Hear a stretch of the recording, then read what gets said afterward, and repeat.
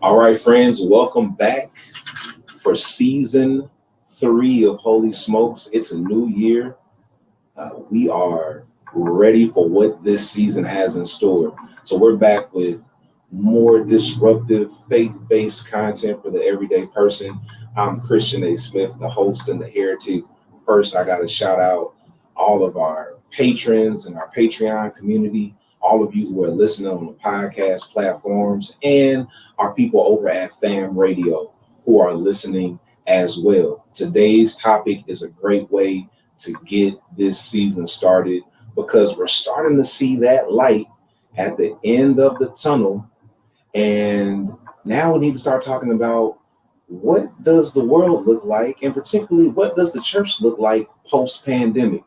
So today's show is about the post-pandemic church. We're going to operate in our prophetic a little bit here on this particular episode. So I want to bring my co-host in with me right now. We've got two people from the cast. We got Myron the Mystic and Grayson the Pundit who are joining us, and they're going to be introducing themselves here in a minute. As always, we got to let you know the one rule that we have at Holy Smokes. We can't ever start anything here without talking about our one rule. The one rule here is that we respect and honor each other's lived experiences. If the king... Say it one more time. Okay, so Myron jumped in where he was supposed to. I'm going to say it one more time. One rule is that we respect each other's lived experiences. One more time, Reverend. One more time. One for the Father, one for the Son, and one for the Holy Ghost. We respect each other's lived experience. That rule is so important here because when people generally get together and have conversations about faith and theology, we tend to lift up our theories and our doctrines over an actual experience that somebody has lived. So what we challenge people to do here at Holy Smokes is if you encounter somebody whose lived experience contradicts your doctrine, take that as an opportunity to learn from what they have lived. That's the challenge here at Holy Smokes. That is rooted in Greatest Commandment Theology. Greatest Commandment Theology simply says this. It says that our love for God is displayed through how we love our neighbors, which is an extension of how we love ourselves. So you can't fully love God if you don't love your neighbor. And you can't fully love your neighbor if you don't love yourself. That's rooted in Matthew chapter 22. So we base everything there. I actually wrote a book about Greatest Commandment Theology. It's called Breaking All the Rules, an ancient framework for modern faith. If you want to check out that book, go to my website, christianasmith.com, and you can order my book there. So, as usual, we have a couple of things that we do here. We have some brainiacs on this show.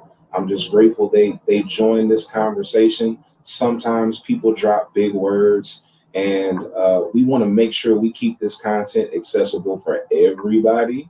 So anytime somebody uses an academic word, it doesn't even have to be big. It can be uncommon. Because, sometimes people on this show will drop like a 2-syllable word that nobody's ever heard before. So in that case, if somebody does that, they got to put $1 in the dollar jar, and they're going to get this indicator right here.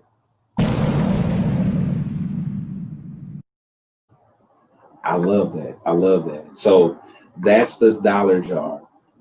If you use a big word and you don't define it immediately. Also, because we have some incredible people on this show, sometimes we have these mic drop moments where somebody says something so profound that we got to just take a moment to appreciate it. So whenever we have one of those mic drop moments, you're going to hear this.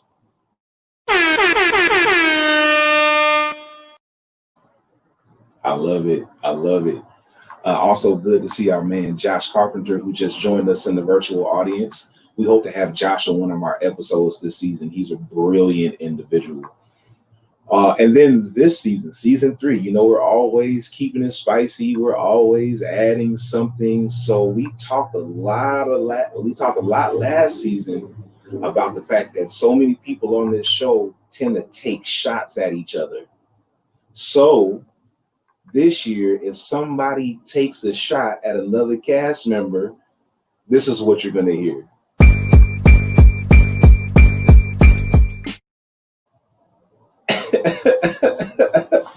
I love it. Just so you know, when shots are fired, you're going to hear that. So I got to be careful because I'm known for taking a shot here and there. I almost just took one right now, but I don't want to get I don't want to get that used against me. So that's what we're going to do. Let's go ahead and get into our introductions. I'm going to get started because I got a little segment I got to do here in a minute. So here is the introduction for today. I want my co-host to tell us, what are you smoking or drinking, if anything? Also, if you're in the live virtual audience, tell us what you're having.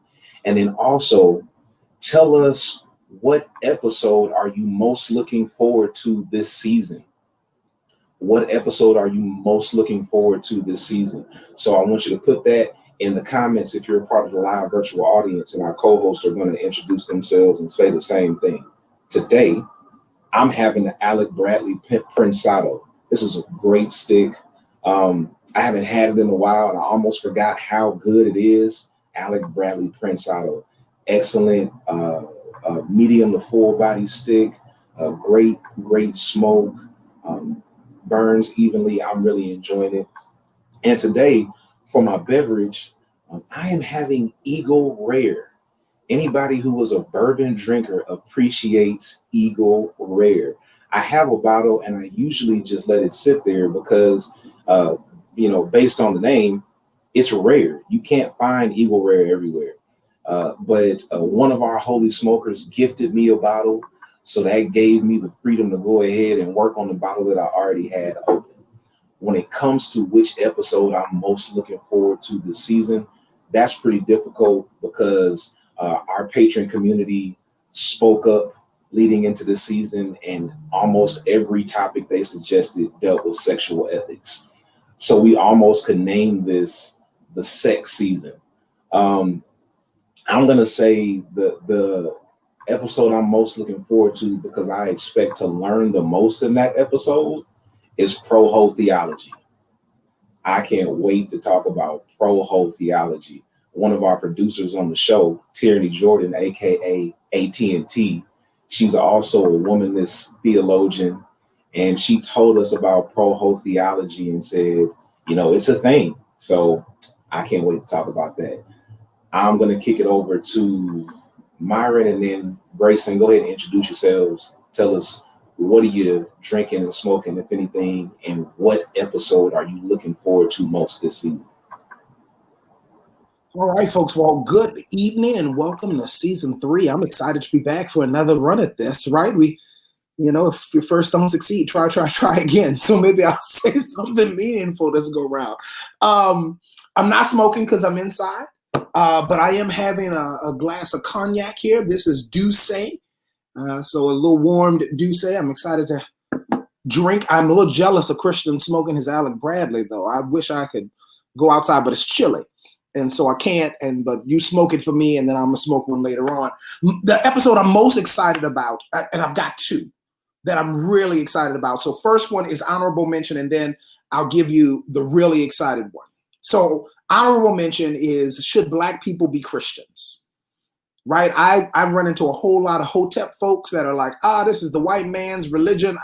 I don't think Black people should even be Christian because it was given to you by the slave master. And I would love to discuss that and kind of have that conversation.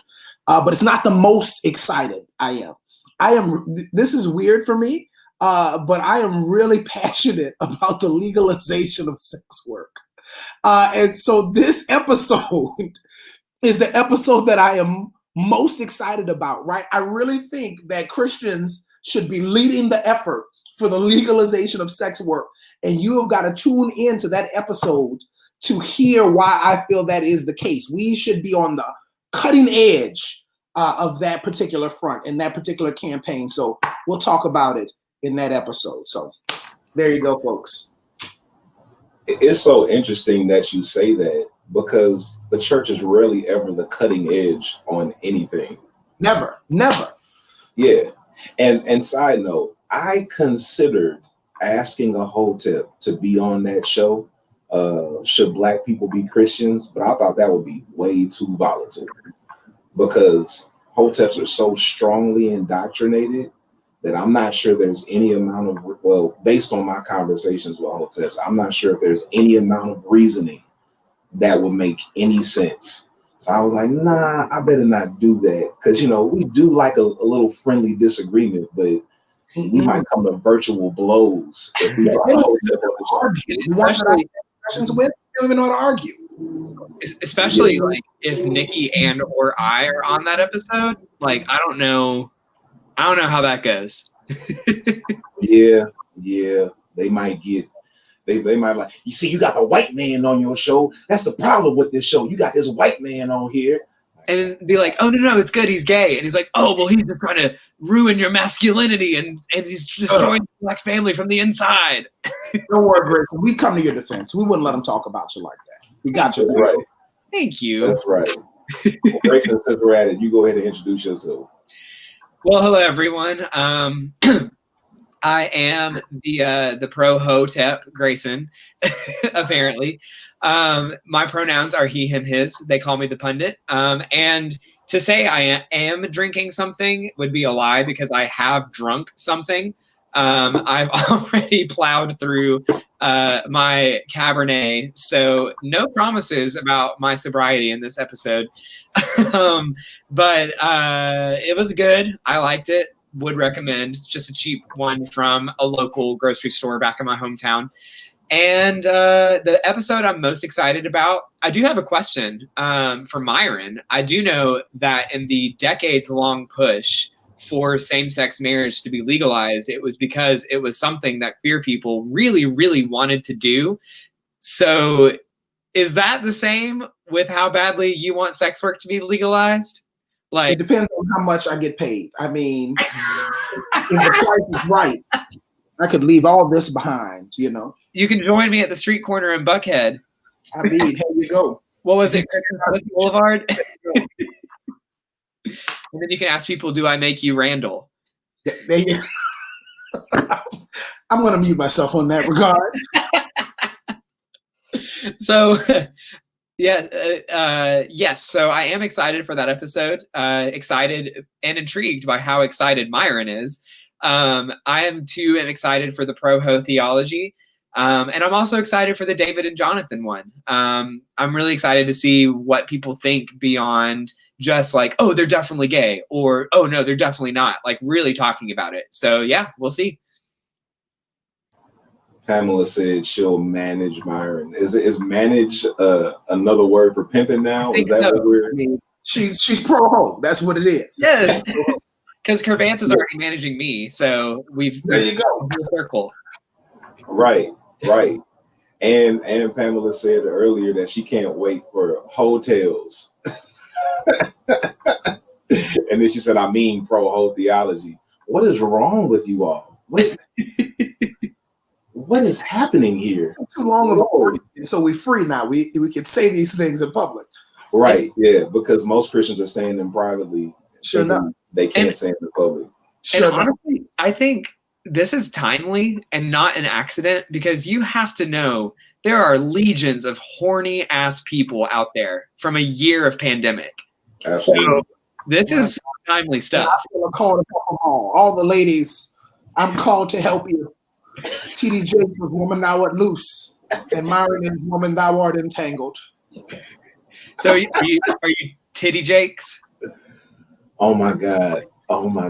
That's why he's the pundit. You know he has to get one in every show. Jakes. Why are we talking about me? Myron's the one that's going to be getting it in. The man said Titty Jakes, folks. Titty Jakes. Okay. We're going to be sued for that, so I'm pretty sure. I'm cutting myself off. That's enough. Oh, man. We do not encourage overconsumption of alcohol. We do not encourage overconsumption of fine tobacco, just so everybody knows. Responsible. If you are going to overindulge, we suggest you do it at home so you don't have to drive anywhere. But we're not promoting it either way. And chase it with some water. Amen. Mm-hmm. So last season, we added a new segment. Tiger Gibson, one of our cast members, got it started, called Tiger Cigar Tip. And Tiger got busy out there selling cars. Hey, if you need a car and you're anywhere near Atlanta, people are driving across state lines to get cars from Tiger Gibson. You need to see Tiger Gibson at Potemkin Hyundai. He's going to get you right. So he started the Tiger Cigar Tip, and then he got busy. And then Kurt Vance jumped in, and he called it the Kingmaker's Cigar Corner. But then there was a day where he couldn't be here. So then Myron jumped in, and he called it Myron's Cigar Moment.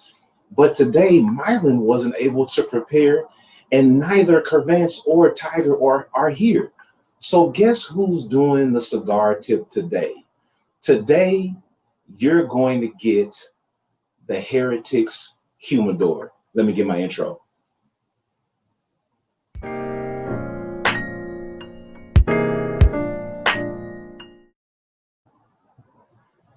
Yeah, so, I got intro music from my tip just in case anybody thought about coming for me. Listen, the Heretics Humidor is going to always get you right on your cigar etiquette, your cigar tips. So today, what I want to do in the Heretics Humidor is give you 3 cigar lounge humidor tips. This is primarily for beginners, because a lot of people who are here at Holy Smokes are not necessarily cigar smokers. Some people are being introduced to cigars. Some people are beginners and haven't done it before. So I want to give you some pointers for if you decide to go into a cigar lounge. Here's a way you can conduct yourself, because it can be an intimidating experience. It can be an intimidating atmosphere, but I want you to be at ease when you go in. Here are 3 cigar lounge humidor tips, and they're things you shouldn't do. Number 1, don't go for the biggest cigar. All right. In the cigar world, bigger is not always better. As a matter of fact, it really depends on your palate and your tolerance. Like if you go for one of the really big cigars and you're a beginner, you are probably going to hurt yourself and you will be sick. Start slow and low. Don't go for the biggest cigar. Also, no matter where you are in life financially, tip number 2, don't go for the most expensive cigar. A lot of times people think, I'm getting into cigars, I'm going to do it big, yada, yada, yada. Don't go for the most expensive cigar. If you go into a humidor, if there's somebody in there who's competent and knowledgeable about cigars, generally tell them, I'm looking for something like the $7 to $10 price range. You can get excellent sticks, excellent cigars in the $7 to $10 price range. One of my favorite cigars costs like $5. All right. So you don't have to spend a lot of money to get a great cigar. So don't start off at the most expensive cigar, because you might be disappointed, to be perfectly honest. My favorite cigars are not the most expensive cigars that I've smoked. So number 1, don't go for the biggest cigar. Number 2, don't go for the most expensive cigar. And number 3, this is one of my pet peeves. Don't ask for Cubans as a default. Do not ask for Cubans as a default. A lot of people who aren't familiar with cigar culture, you hear Cubans talked about a lot, and then you come in and think, I got to have a Cuban. Not all Cubans are great. Some of the best cigars are not Cubans. None of my favorite cigars are Cubans. And whenever I talk to somebody and they're trying to act like they know about cigars, and they say something like, oh yeah, I only smoke Cubans, that pretty much lets me know you're not really a cigar smoker. You're just talking. Because people who really smoke cigars, they don't care about Cuban, Dominican, Nicaraguan. They just want something that smokes well and that they enjoy. So don't throw out the whole Cuban thing. If you're looking to get somebody a gift, don't just go into the humidor and say, give me the most expensive Cuban you have, because that might not fit that person's palate. Find out what cigars that person likes. Tell the person in the humidor, I want to get a gift for somebody, and these are the cigars that they like.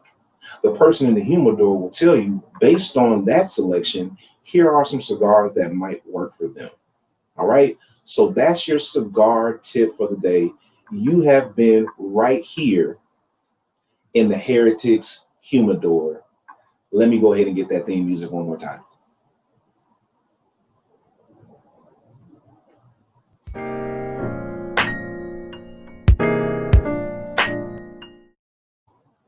I love it. I love it. So yeah, y'all can try to come back after that. That was real nice, but it was a whole lot of tip. It moved from being a tip to a lesson. That's fine. That's what she said. A whole lot of tip.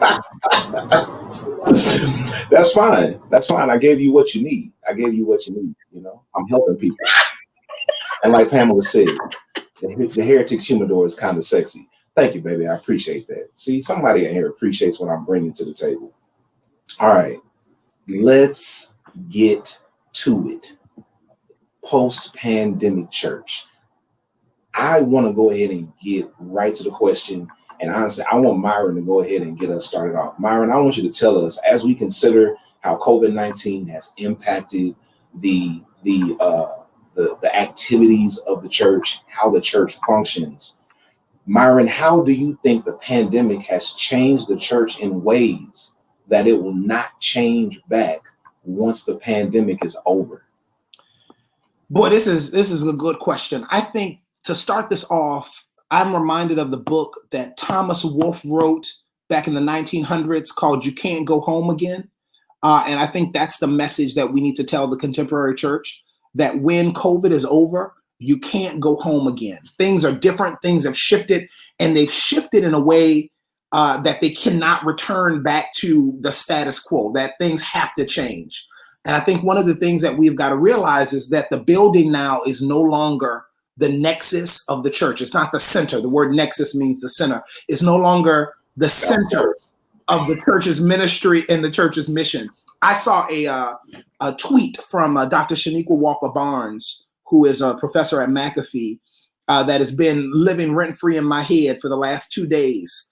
Somebody said, tweeted, "Don't believe theologians who don't go to church." And she responded and said, "Don't believe theologians who think the church is a building." Oh, so that's my thoughts to begin. Mike. That mic drop is dedicated to Dr. Shaniqua Walker-Barnes. You know, that's so funny, because I had a thought about that and I wasn't sure if I was going to share it, but I think, I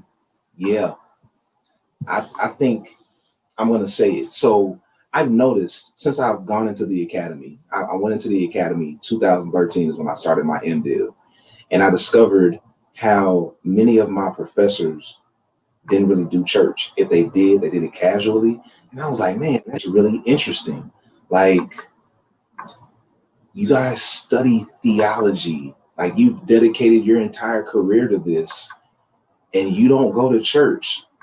And then the more I learned and discovered like what the Bible actually says for myself and discovered the context of the Bible, it started to dawn on me, oh, so you guys know what the Bible actually says. You understand the original languages. You understand the cultural context. So you know that most times what's happening in church really has nothing to do with what the Bible says. So you don't want to deal with church because you know it's full of shit. And I haven't been able to really get over that thought here recently, because I'm not saying every church, because, you know, people get offended when you know, you say something about the church, they get so offended. But many times what the church is doing has nothing to do with the overarching message of the Bible. It's just nitpicking certain stuff that we want to highlight. And then, you know, we highlight this and we neglect this over here because it doesn't fit into our theological box. And Bible scholars and theologians are saying, no, let's explore all of this. And the church is like, no, we're going to stay right here. And they're like, forget it. I don't want to deal with it. So that's a really interesting statement that you bring up, which is something that the church is probably going to have to address post-pandemic. Grayson, what you got, man? How's the church changed? I think the church, well, first, I don't think we'll know the answers, not just answer to that question until, years after 2020, which is not to say, we can't guess at it, but I think it's such a huge shift with the church and with culture and with everything in the world that we'll still be analyzing this. We could probably have this episode 2 years from now and be like, how did the church change? Well, we thought this, but actually this happened. But I think, and I'm drawing from my experience, I was back in East Tennessee for the past month and a half for Christmas. And Tennessee was finally number one at something. Sure as shit wasn't football. But we were number one at COVID cases in the world. So Knoxville, Tennessee, which is about 30 minutes from where I grew up, my hometown, was the hottest spot in the world for COVID. And so with that in mind, then my parents were talking about, this First Baptist Church having their living Christmas tree, which is basically just a bunch of people in a big Christmas tree putting on a show, and, church is not closing at all. And so I think one way the church has changed is that for those who have already left the church, were thinking about leaving the church, or are way on the sidelines, the church has lost a relevancy and a moral authority that I don't think it'll ever get back. Because if people are like, you have to be in the building in order for this to be sustainable, in order for this to exist, when everything else in culture, in the society, has moved somewhere else, I think the church has lost its relevancy there. And I think the church has lost its moral authority, that they are actually giving in to fear, because their whole argument is like, well, by not closing, we are giving in to faith over fear. But by not closing, you're actually afraid of what happens when all of the eggs in that basket that you've put in suddenly go rotten. And I think the church has been dealing with rotten eggs for a while, and people are getting really tired of the smell.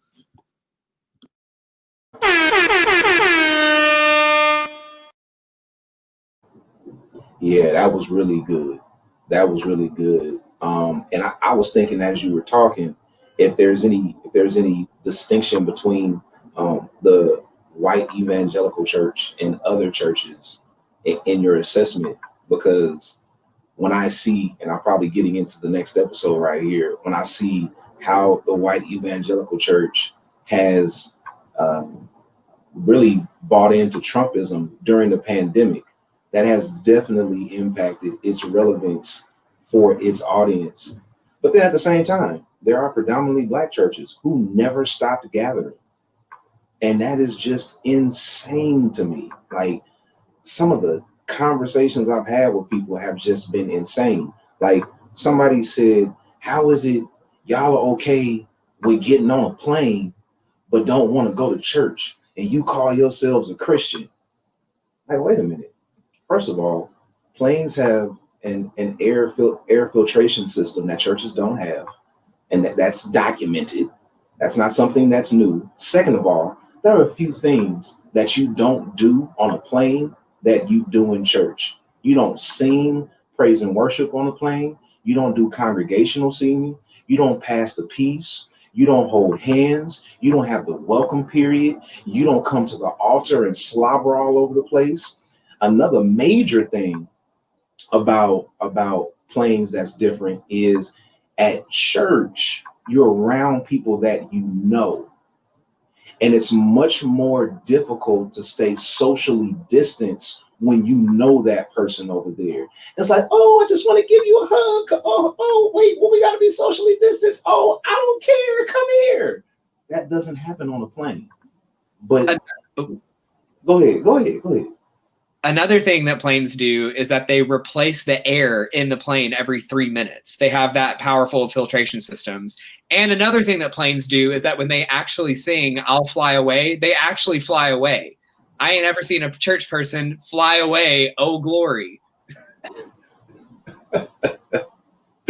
Oh my God, Grayson. So listen, we've had some comments in here. Stephen Thurston said God gave us 10 rules and the rest are bullshit. Stephen Thurston, ladies and gentlemen.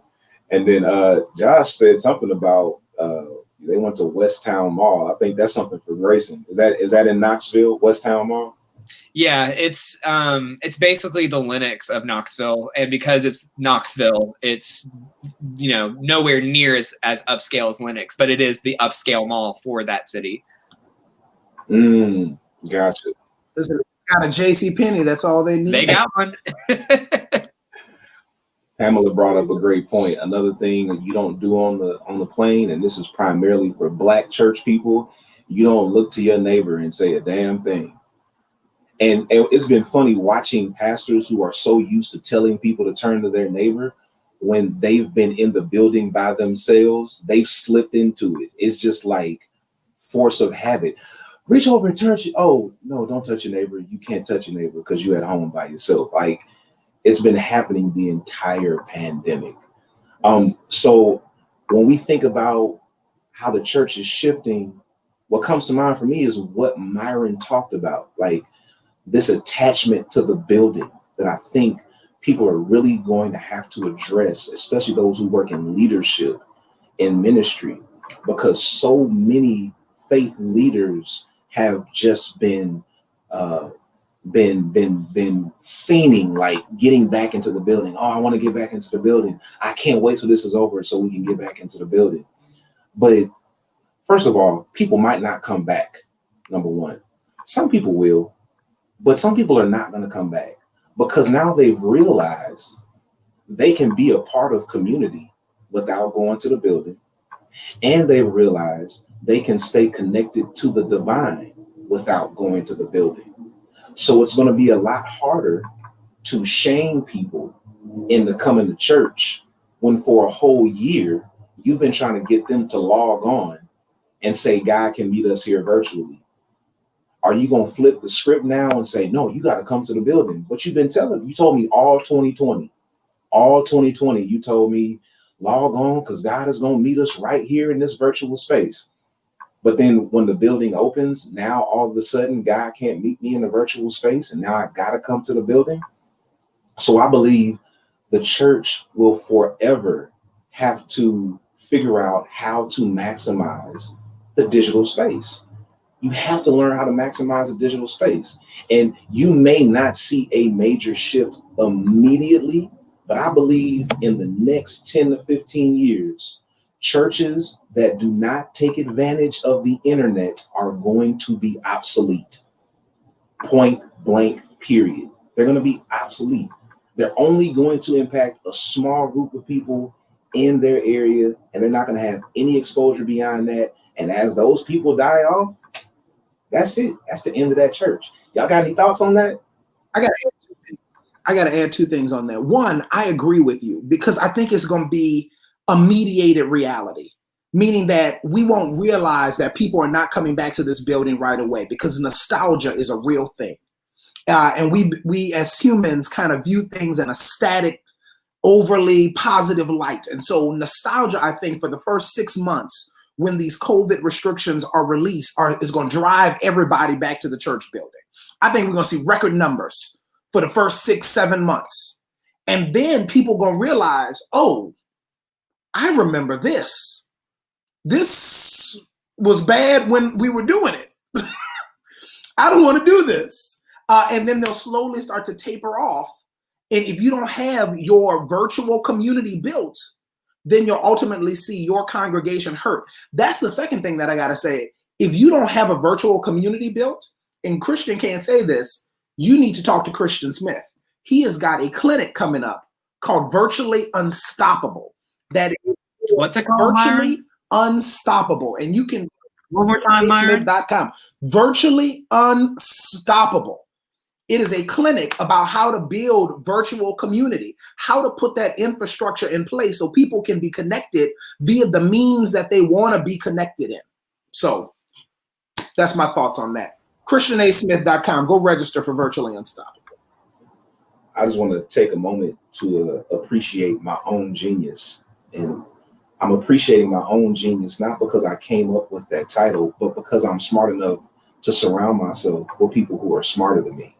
So I didn't come up with the name Virtually Unstoppable. I called Grayson one day. I said, Grayson, I'm trying to create a clinic that helps people to maximize building virtual communities in a sustainable way.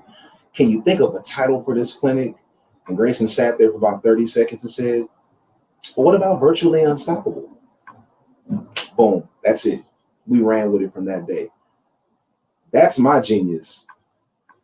I get with people who are smarter than me, which is why I have all of these cast members on this show, because they're all smarter than me. Grayson, did you have any more thoughts on that piece about, like, you know, the virtual piece versus the building? Any thoughts on that? Yeah. So I was thinking about actually OCD. So my experience with OCD, and it's called pure O OCD, and I think I have talked about it before, which basically means like it's all up here, and I'm pointing to my head, podcast listeners, where you don't really have like the compulsions like washing your hands or whatever, but there's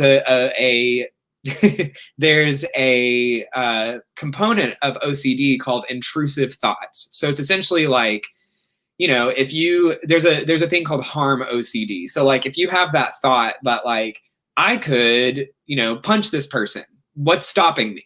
Most people are able to be like, that's crazy, and then move on. Somebody who has OCD then is like, why did I think that? What does it mean? Am I a bad person? Is this where it starts? I don't want to think this. And then like you start thinking about it more because you don't want to think about it. And then it becomes like a compulsion in and of itself. So my intrusive thoughts, they literally intrude, would be more severe in those times when I really didn't want them.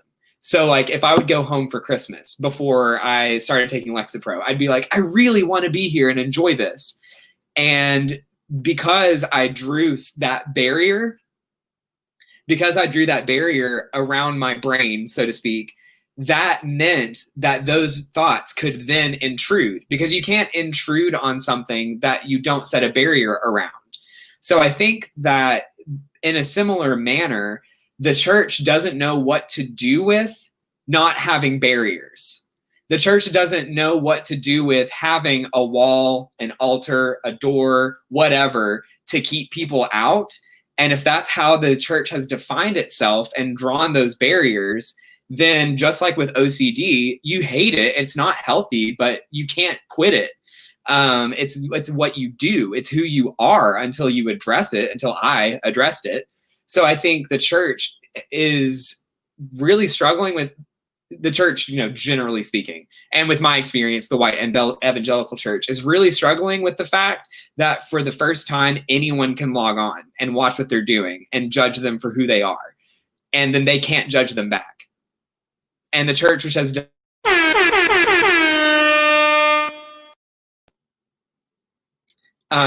so yeah, if the church has defined itself by that, like that's the whole point of the movie and play Fences. Like fences keep people in, but they also keep people out. What happens if you don't have your fences anymore?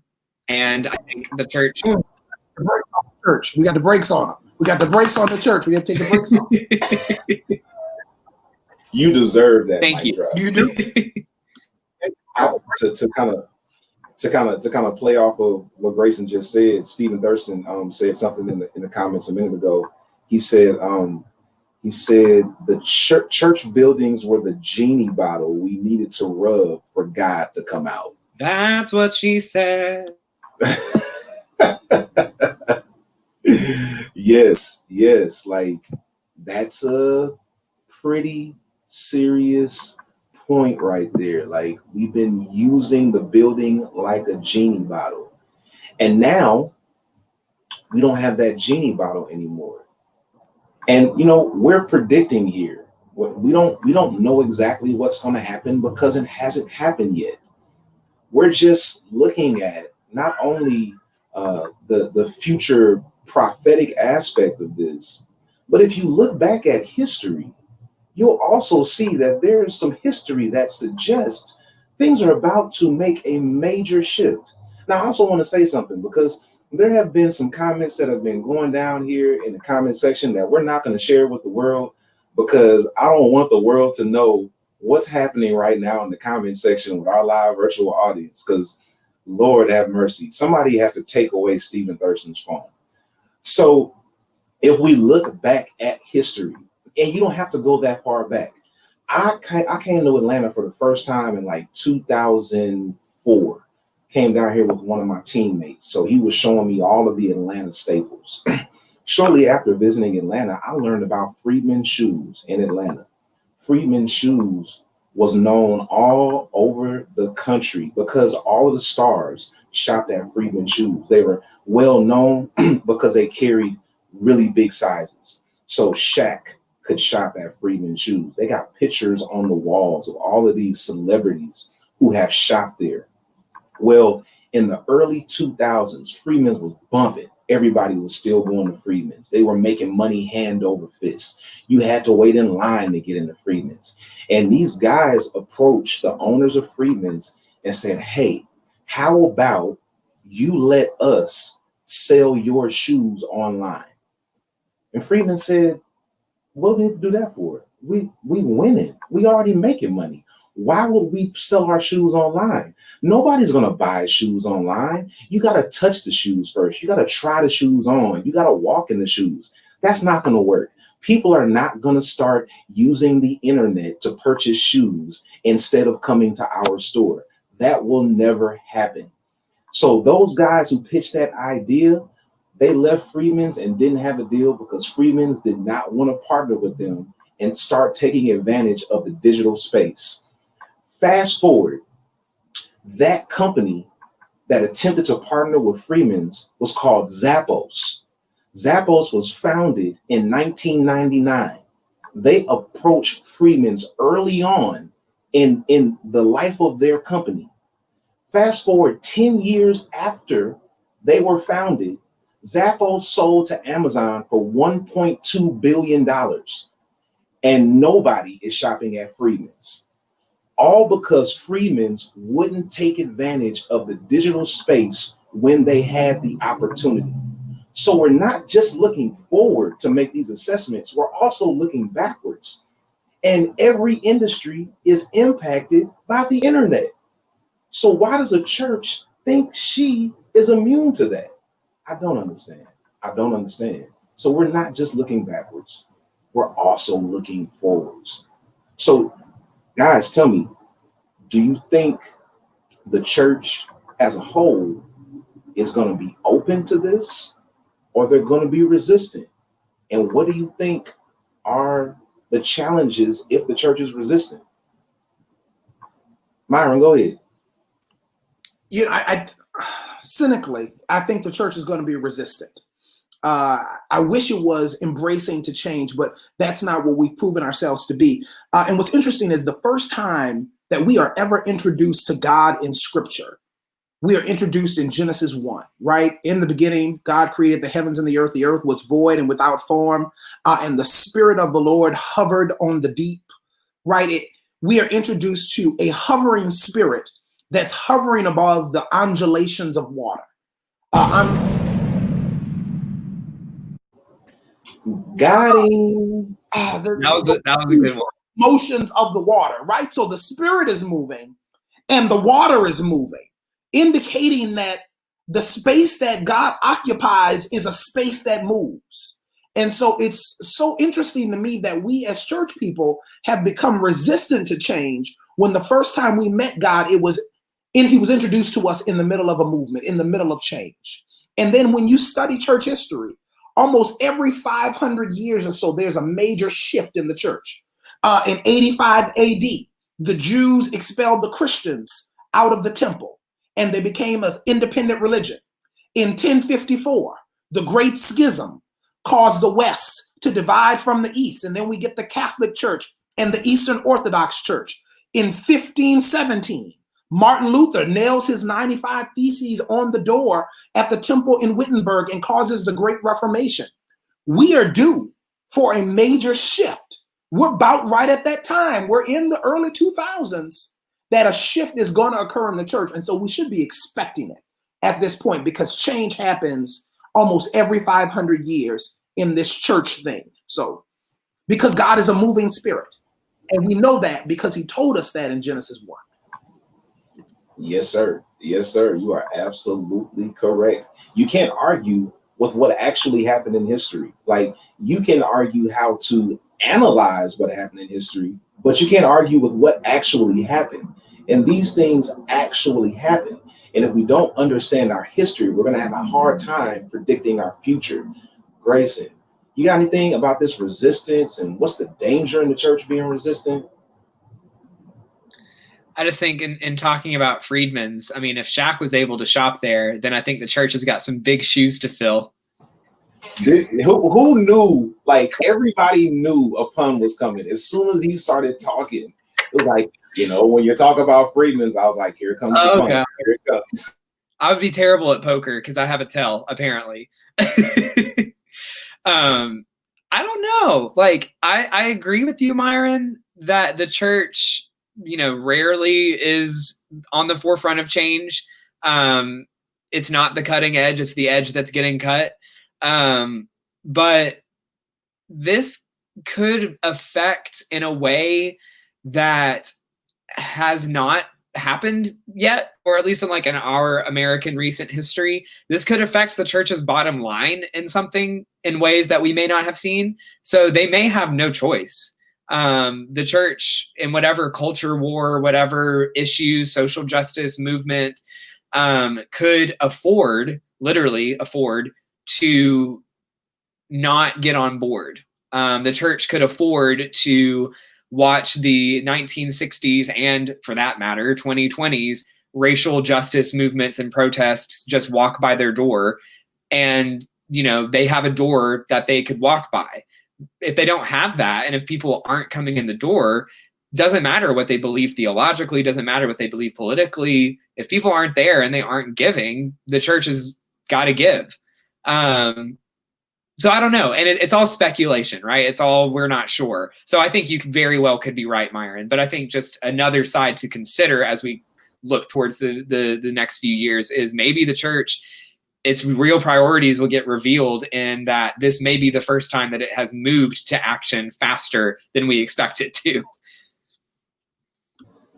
You know, that could go a few different ways, because the church could see that it's on the brink of extinction and try to make a change, or it may just fight like hell to stay the same and just die. Because that's generally what happens with churches. Like the universal church, I don't believe it will ever die. I believe the church will always be here, because people will always long for a community of faith of which they can be a part. So I believe the church will always have a place in society, but churches will die. And we're seeing that right now. Churches are dying. There are churches that were in business at the beginning of the pandemic that are no longer here. So when the pandemic is over, that trend will probably continue. Myron, you look like you got something to say. I do, right? Because I think the death of churches sometimes is divine.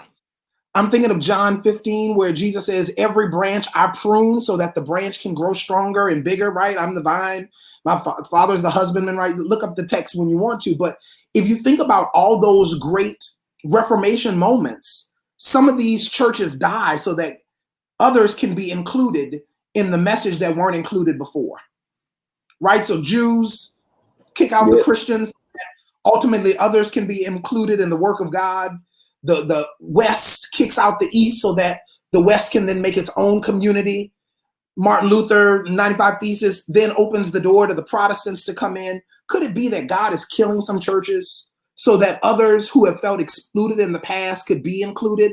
the folks that thought they never could fit in, the folks that are sex workers that thought they could not be included can now come to the church. Hey, the man called me Titty Jakes. I got to come and do my ministry. And so you got to pull these people in. And so God kills churches so that everybody can be included as a way of expansion and not a way of contraction.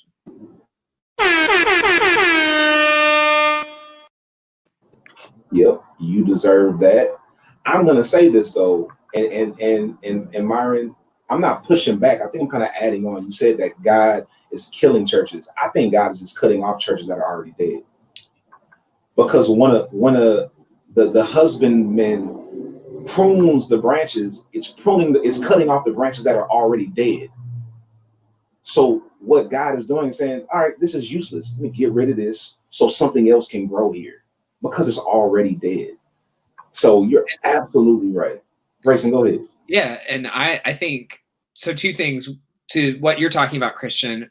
I think it also challenges our categories of what success is, because I think there are very small churches who may be struggling to adapt to the internet age who are very much alive. And you have very, very wealthy churches who may have the capacity to switch to online very easily, who have been spiritually dead for years, probably because they're wealthy.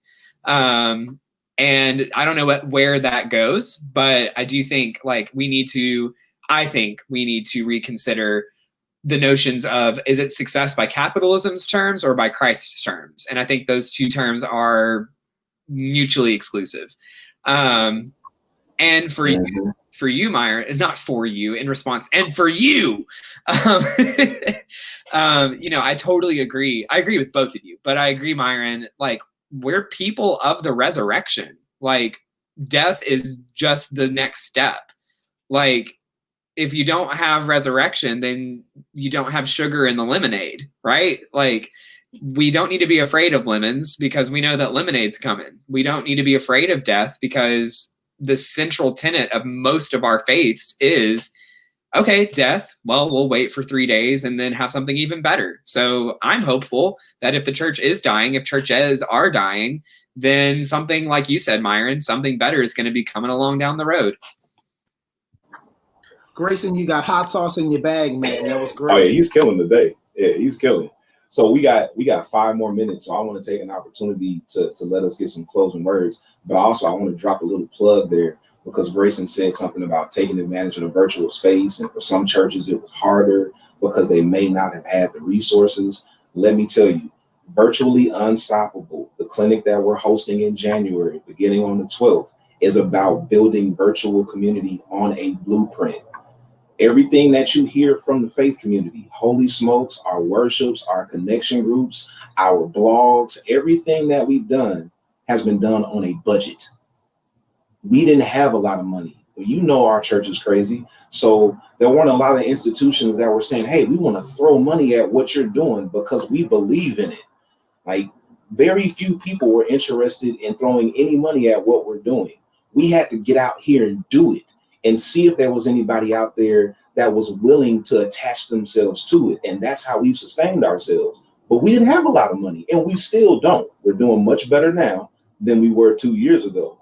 But for churches who are trying to figure out how to capitalize on the digital space, you do it by signing up for Virtually Unstoppable. Go to christiansmith.com/events, and you can sign up for Virtually Unstoppable. So I want each of you take 60 to 90 seconds as we wrap up and just tell us your thought. How can the church take advantage of this shift that seems inevitable? Myron, I want you to go ahead and go first. I had a dear friend who used to tell me whenever there is a shifting in heaven, there is a sifting on earth. And it feels like that hurts because you're fighting on two fronts. You're fighting the shifting and you're fighting the sifting. And I would say that the church needs to realize that sometimes shifts are divine and sifts are on purpose. And so if we are going to help the church, we've got to learn how to lean in and say, Lord, do what you want to do so that ultimately we can be who you want us to be. Amen, my brother. Grayson, take about 60 to 90 seconds to give us your thoughts. How can the church capitalize on this shift? Many churches could do well just to recognize there's a shift happening at all, which may start with believing there's a pandemic happening and that masks may be useful. So there's a spectrum there. But for those churches that are legitimately trying and know that there is a shift happening, know that there's a pandemic happening and that masks are useful and the church probably shouldn't, not probably, definitely shouldn't meet right now. For those good-natured, trying churches, I think it's a wonderful opportunity. If you are of a more evangelical bent and are really about spreading the good news and trying to keep people away from a hell that you fervently believe in, fervently meaning very passionately believe in, you have the largest audience you've ever had. You have the capacity to share that with anyone and everyone at any given time. You can make disciples of literally all nations, except for, I don't know if Antarctica counts as a country, but there's a few people there. So, use it. Like, you have the largest ministry field of your lifetime. Go for it. I couldn't agree more. Every church had the opportunity to go global as soon as the pandemic hit, because everybody was worshiping from home. And we were all connected by the internet. I'm going to drop this as we leave and then just let it simmer. I think the church can take advantage of this shift by reconsidering its theology. I believe the church wants to take advantage of how culture is shifting. We need to take a long, hard look at our theological frameworks and how they function in this age of information and this age of authenticity, because that is what people are looking for. This is the end of this particular episode. We're coming back next time. Our next episode is going to be post-Trump. Now what? So we come back. That's what we're talking about. We'll see you next time right here on Holy Smokes, Cigars, and Spirituality.